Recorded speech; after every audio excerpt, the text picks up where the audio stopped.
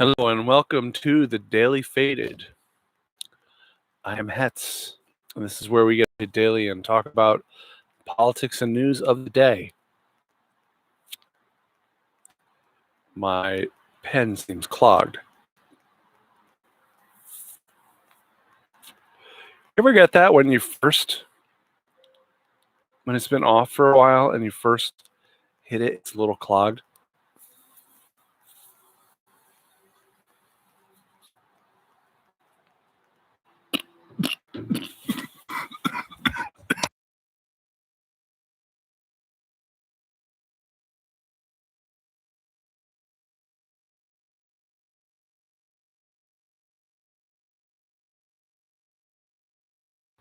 Well, that got unclogged.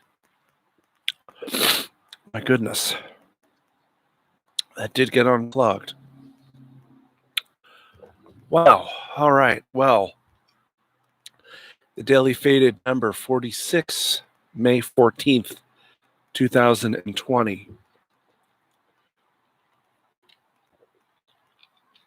As always, we'll catch up with the coronavirus numbers. There are over 4.5 million cases confirmed worldwide and over 303,000 deaths confirmed worldwide. 1.45 million cases in the United States, 86,912 deaths in the US. And here in California, we've had 74,785 cases and 3,048 deaths. So the nightmare continues. I wanted to talk yesterday about Kara Eastman and Christy Smith. Kara Eastman is a Justice Democrat, a true progressive, Medicare for all, Green New Deal, criminal justice reform, legalized marijuana, and the wars. She's a very well-spoken representative of the progressive movement, very good at explaining it to people.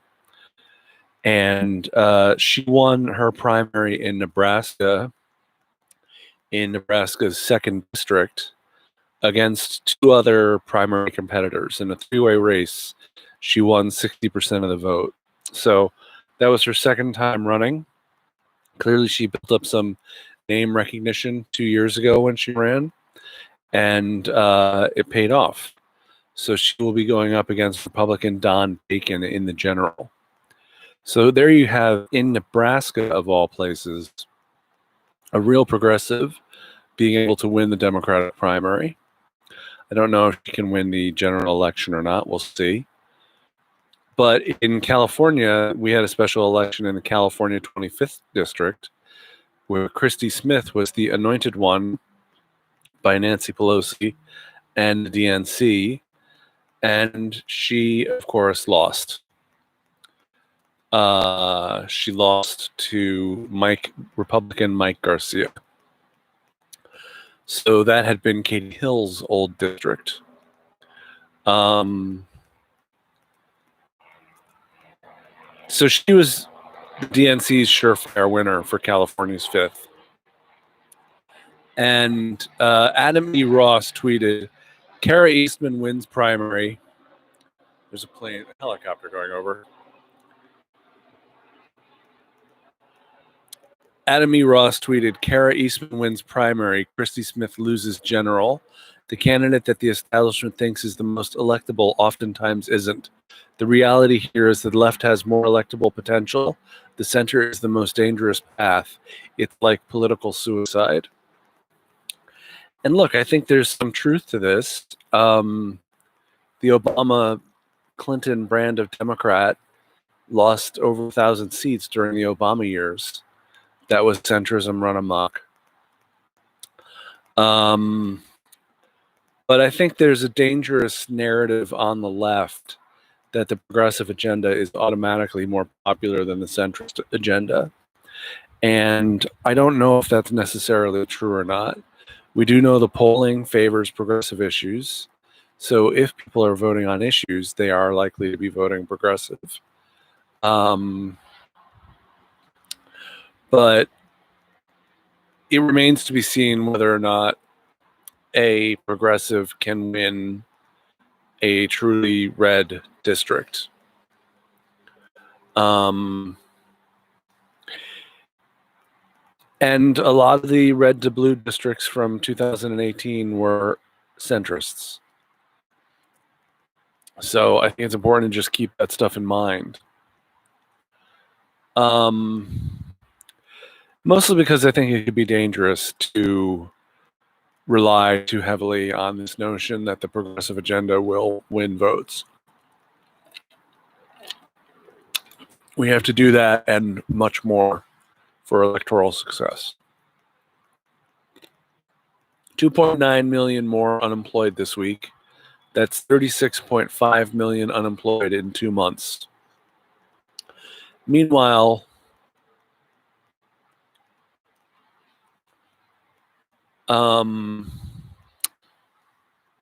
Jeff Bezos has made $30 billion personally since the beginning of this pandemic crisis and is on track to be the world's first trillionaire by 2026. Yes, that's right. He will be a trillionaire by 2026. When will we put a real cap on how much one person can earn? Can we all agree that there should be no such thing as a trillionaire? Because there should be no such thing as a trillionaire. The workers in his company should be getting paid. And if someone makes that much money, tax it all. 100% wealth tax. Well, I'll tell you what, over $1 trillion, 100% wealth tax.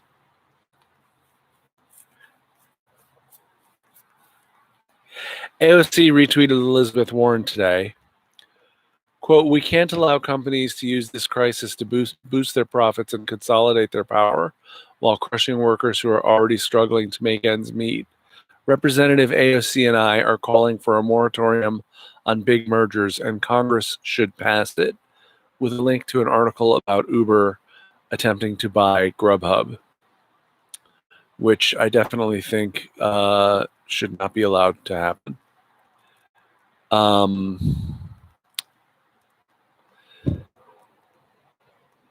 Richard Burr steps down as chair of the Senate Intelligence Committee.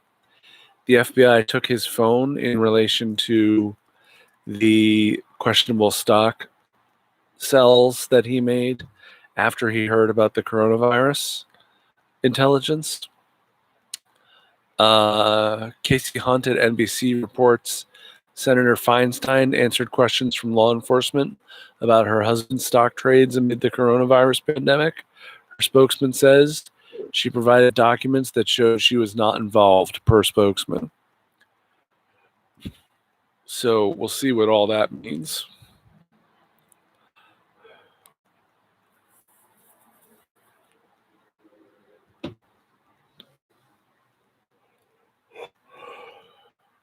Dr. Birx wants the CDC to issue new guidelines on COVID-19 reporting so that fewer deaths will be reported as COVID-19.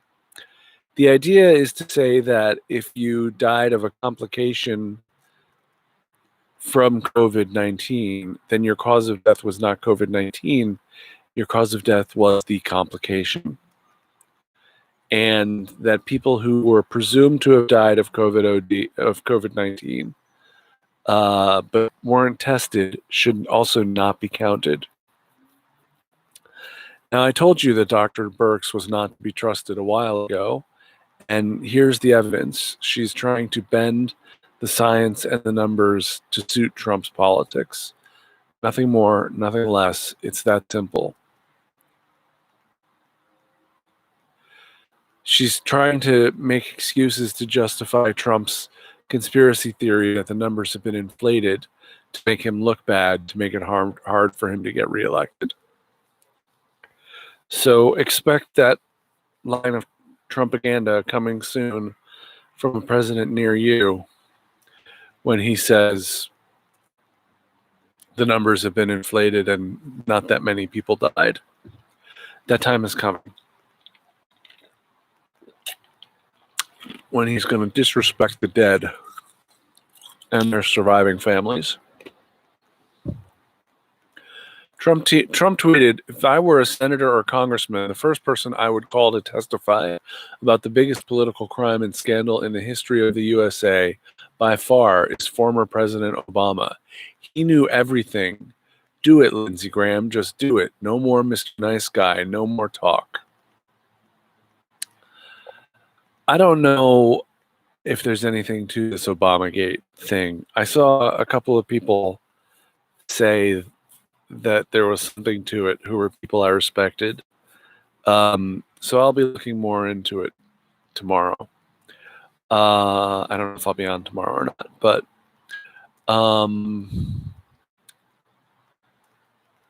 as far as I'm concerned, there's no such thing as Obamagate until someone shows me some direct evidence that there's an Obamagate. But just calling it that is so ridiculous.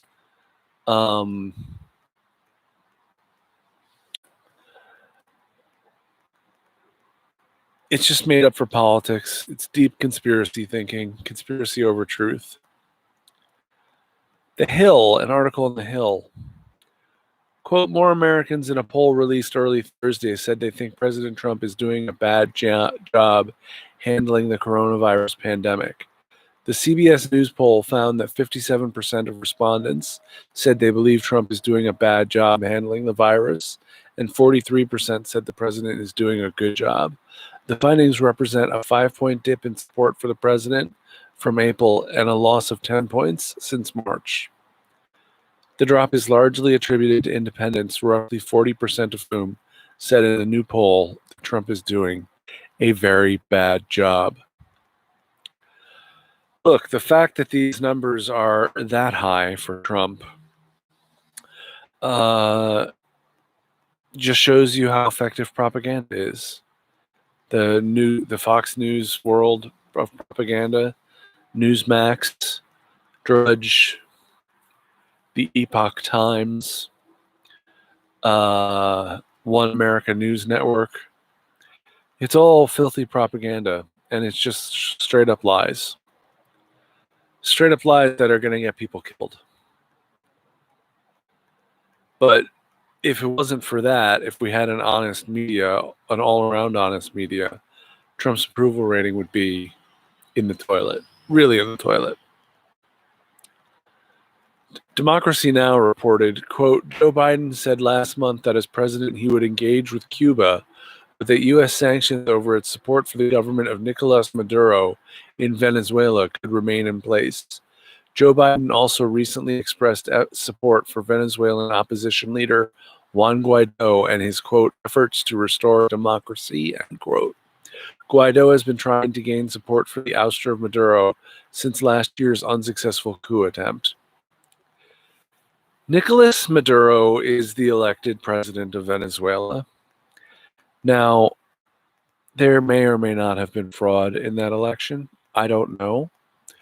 But I don't think we should be in the business of telling countries whether or not their elections are democratic, especially given that our elections are not democratic, in that the person with the most votes does not necessarily win. So nobody voted for Juan Guaido to be president.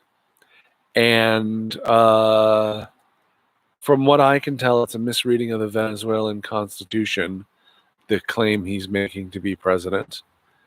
And, we did this weak-ass coup, I don't know, earlier this week, last week? I guess it was last week. Weak-ass coup, some guys on a beach, captured by fishermen of all things. One of those things that we have plausible deniability, and Trump has denied any connection to it. But had it been successful, then they would have celebrated it, to be sure. So Biden is part of the bipartisan consensus on U.S. militarism, imperialism, and hegemony. And what are sanctions? They're economic warfare that kill people, kill the citizenry, kill the residents, the women and children. They're killing people in Venezuela, the sanctions are killing people in Iran. I don't know about the Cuban sanctions. I don't know how severe they are. But when you vote for Joe Biden, you're voting for more illegal coups. You're voting for more American gangsterism around the world. And you just have to be aware that that's what you're doing when you vote for him. That's all. Just know that he's no peacenik. And he's not going to challenge the status quo of the American empire. New York Times article, back in session, state legislatures challenge governor's authority. State lawmakers in Atlanta, state lawmakers in Mississippi voted overwhelmingly last week to strip away the governor's authority to spend more than $1.2 billion in federal funds. In Wisconsin, lawyers for the legislators' Republican leaders argued before the state Supreme Court their case for reining in the governor's executive state safer at home order. And in Louisiana, plexiglass barriers separated masked lawmakers as they returned to work this week for the first time since the state became a coronavirus hotspot. At the top of the agenda for many, pushing back against Governor John Bel Edwards' decision to extend his stay-at-home order until May 15th, even if it meant resorting to a petition to override his emergency declaration. Mr. Edwards has assailed the effort, contending that it would unleash sweeping consequences that could undermine the state's recovery. His administration said that overriding the emergency declaration would also wipe out orders closing schools and limiting visitors to hospitals and nursing homes, as well as jeopardize access to unemployment funds and prohibition on price gouging for personal protective equipment and test kits. Lawmakers have emerged from isolation in recent weeks, mostly with the goal of curtailing executive orders imposed by governors and picking up the pace of reopening. Mississippi had been gripped by an intramural fight between the Republican governor Tate Reeves and the Republican-led legislature after lawmakers voted just shy of unanimously to wrest control of federal stimulus dollars from the governor. In Maine, Republican lawmakers are also trying to curb the emergency authority of Governor Janet Mills, a Democrat. They have called for a special legislative session, arguing in a letter that their concerns have been met with disregard and even contempt. So it is the policy of the Republican Party writ large to do things that will get Americans killed. Republicans in Maine are doing everything they can to tarnish their party, which will not bode well for the reelection of Susan Collins, who I don't think is going to get reelected. I hope she's not going to get reelected. But they're doing everything in their power to worsen the pandemic. They ignore science. They refuse to wear masks. Rand Paul, a doctor, refused to wear a mask. They spread misinformation and propaganda. We've said it before, the Republican Party is a death cult, a mentally addled death cult. And they're making a foolish mistake. When the death cult climbs, their stupidity will be revealed to the American people, and they could be setting themselves up for a complete and total wipeout in November. Regardless of what Joe Biden does or doesn't do, people may be so frustrated with the Republicans that it is just a complete wipeout in November. I'm not predicting that. And it's predicated on more death and destruction, which I'm hoping will not happen. But there you have it. There you have it, folks. So a lot of Democrats around the country are trying to do the right thing and keep people safe. And a lot of Republicans are trying to stop them. So we will see in the coming days who wins. Although it's not really about winning, it's about the American people and how many of them are sick and suffering and dying. That's really the thing that we have to stay focused on. So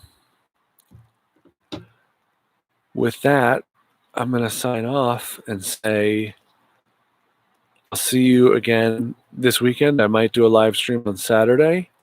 And adios.